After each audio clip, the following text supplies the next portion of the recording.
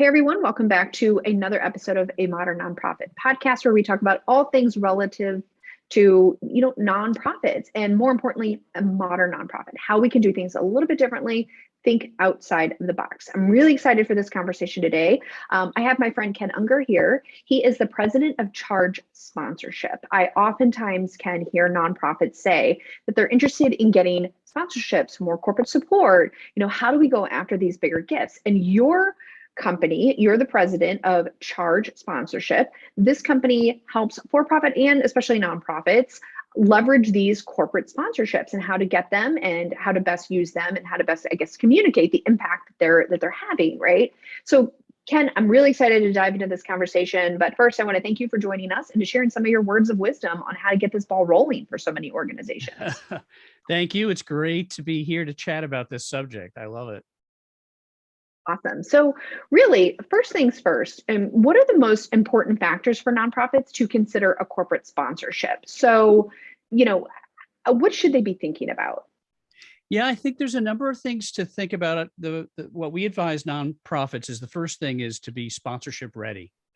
And what that means is to be sure that you have all your ducks in the row in terms of your marketing strategy and how you market your nonprofit. We have on our website a free sponsorship readiness assessment tool for nonprofits to kind of go through and look at the particular aspects of their program. But if they're sponsorship ready, then they're capable of giving great value to sponsors. So that's the first thing to kind of keep in mind is are they ready for the sponsorship relationship?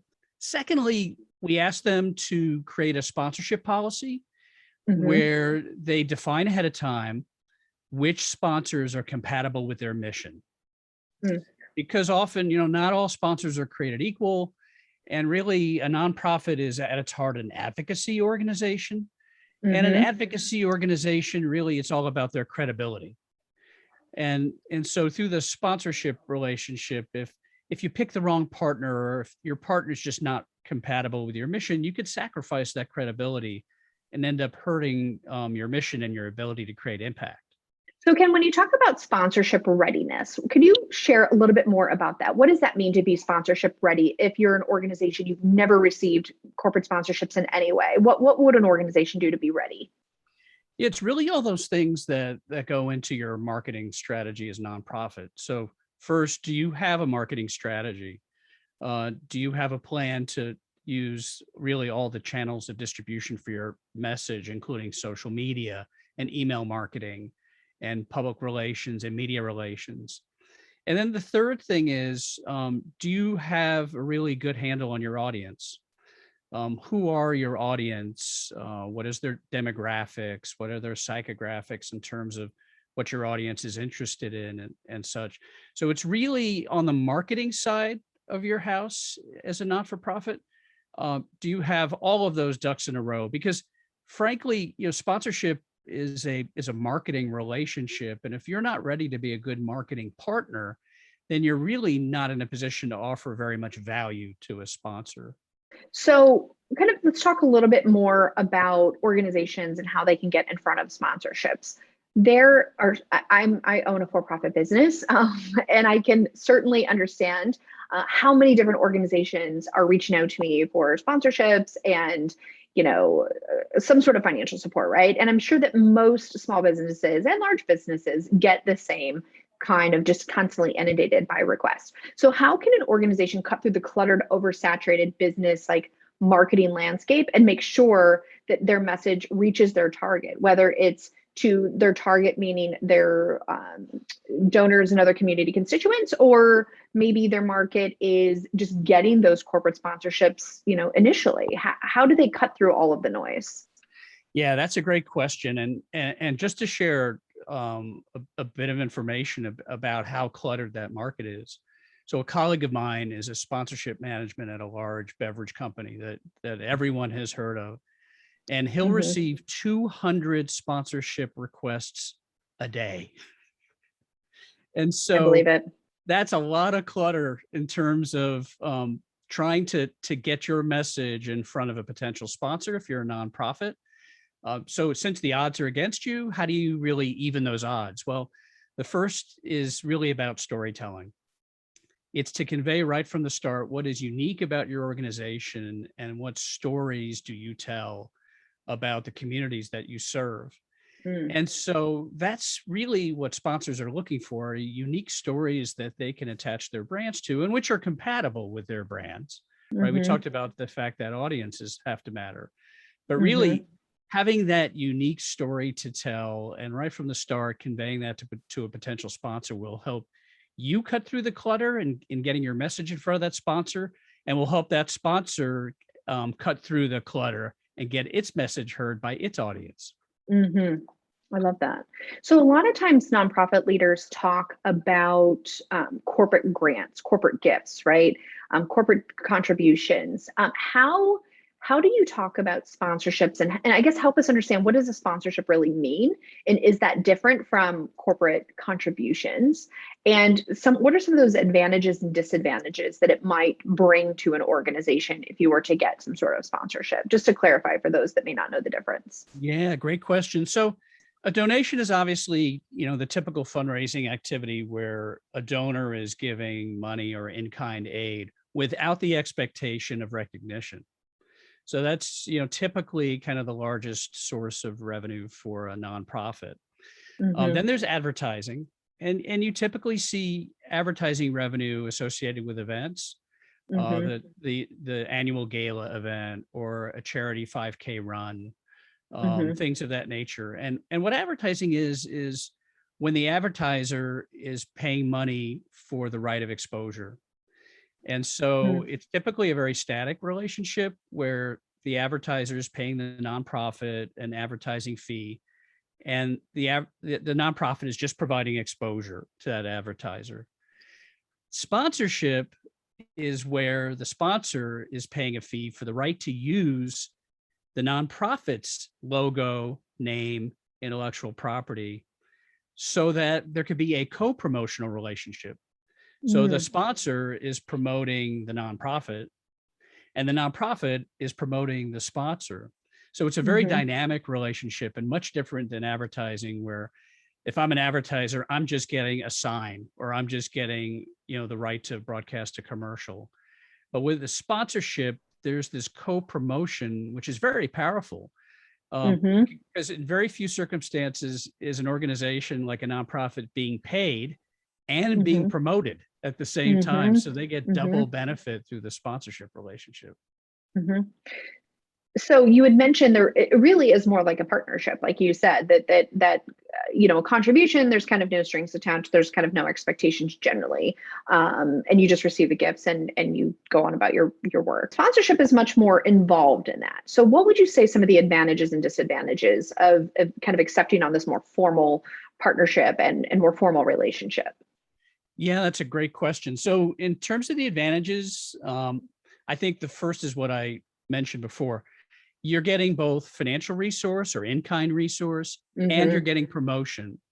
And Mm-hmm. so the value of that promotion helps you not only in terms of your overall awareness, but as we know, awareness is part of the donor journey. Mm-hmm. So you're increasing the awareness of your organization. And so not only are you getting benefit through the sponsorship, but that heightened awareness should also enable you to translate that through greater donation, because you're increasing the visibility of your organization. Mm-hmm. The other Gotcha. the other advantage is what we call third-party validation, which is just by virtue of the fact that a sponsor wants to partner with you as a nonprofit. That's kind of that good housekeeping seal of approval where the sponsor is validating, saying, this nonprofit is worthy of support because we support the nonprofit. So it's different than the nonprofit touting its own virtue and its own mission. You have other people saying, no, no, no, no, that they really are worthy of support. So that third party validation is really important. A disadvantage is it's not necessarily easy. I mean, I can't sugarcoat it. Mm. It is time intensive, and I know time is always at a premium in a nonprofit, and there's always way too much work than there are hours in the day. Um, but the benefits are commensurate with the amount of work you put in. But it is more time intensive than simply Mm-hmm. accepting advertising, for example. And the other disadvantage is you have to be ready. We talked about sponsorship readiness Yeah. earlier in this episode. And so you need to put a lot of work in up front to ensure that your your overall marketing strategy is fine-tuned and ready to go. So kind of speaking to that, I guess my next question would really be more into how would a nonprofit start a corporate sponsorship program? How would they even get started with that? And you've kind of talked about marketing plans and those sort of things. So for those organizations that are kind of starting from the ground zero, what would you recommend their first few steps to be? Yeah, the first is establishing a sponsorship policy. I mentioned that a little earlier. What we advise nonprofits is not to reinvent the wheel. In our experience, the best sponsorship policy that we've seen was created by Campaign for Tobacco-Free Kids. And they have this template posted on their website of their sponsorship policy. And it really kind of lays out step by step, what are the types of sponsors that are acceptable to you as your nonprofit. It's important for you to discuss it. It's important for you to vet it with your board and with your executive leadership so that you're not spinning your wheels. You're not soliciting sponsorship from sponsors who are not right for your nonprofit. That's the first step. Secondly, it's to really get a handle on your audience, to understand, and when I say your audience for a nonprofit, it's your donors, your volunteers, the people on your email list, the people that you speak to are your audience. What are their demographics? Where do they live? Their psychographics, what are their interests, their hobbies, their values? The reason why that's important is as you seek a sponsorship, the sponsor is looking for an audience that matches its customers. Because in the end, it's using sponsorship to enhance its brand or sell more product. So there needs to be a match between the nonprofit's audience and the sponsor's customer base. The nonprofit needs to have a really good handle on what that audience looks like. And I'd say those are the steps that that most nonprofits do to kick off a sponsorship program. I love that, Ken. I've seen more and more organizations where I've seen this in practice on my side of working with nonprofits, especially around events like a sponsorships. It's not just you're contributing to one event, you're a title sponsor for one event, but how can we create a sponsorship package for all of the events on a small scale and a larger scale? And how can we have continuous like co-promotion of all of our events with, some key sponsors? And that's kind of, throughout the year without having to revisit this conversation and have a different ask for every single event. So I've seen that work really successfully for some of our nonprofit clients. So this has all been really helpful. Ken, I know that many people are still, okay, I'm interested in the sponsorship idea. I like this idea. I like this idea of developing relationships with corporate partners. I need more help. I think probably the next question that people might have, if people wanted to get in touch with you and, pick your brain a little bit more, or maybe even hire your firm, Charge Sponsorship, to help them develop the sponsorship program and to kind of guide them down this path. Can tell us a little bit more. How would people best be able to find you? Right. So our website is chargesponsorship.com. And for nonprofits, we have a special area where we offer some free resource for them to kind of to understand better how we can help or how they can self-help in terms of getting a sponsorship program started. It's at chargesponsorship.com/free stuff. Okay. And so that we have a nonprofit corporate sponsorship directory, which is a compilation of a lot of resources out there to help nonprofits start their sponsorship program. But certainly we have programs like our Jumpstart program, which is a half-day workshop to help nonprofits quickly kickstart their sponsorship program. And all that information can be found on our website. Awesome, Ken. We'll go ahead and put that in the show notes too for anybody listening. Ken, thank you so much for this conversation and more importantly to the free resources that you're offering any of our listeners. So if you are interested in reaching out with Ken, check him out on his website, chargesponsorship.com, and we'll also put that in the show notes. Ken, thank you again so much for joining us and starting to have this conversation about corporate sponsorships. I think this is probably new for many of the people listening. So thank you again, Ken.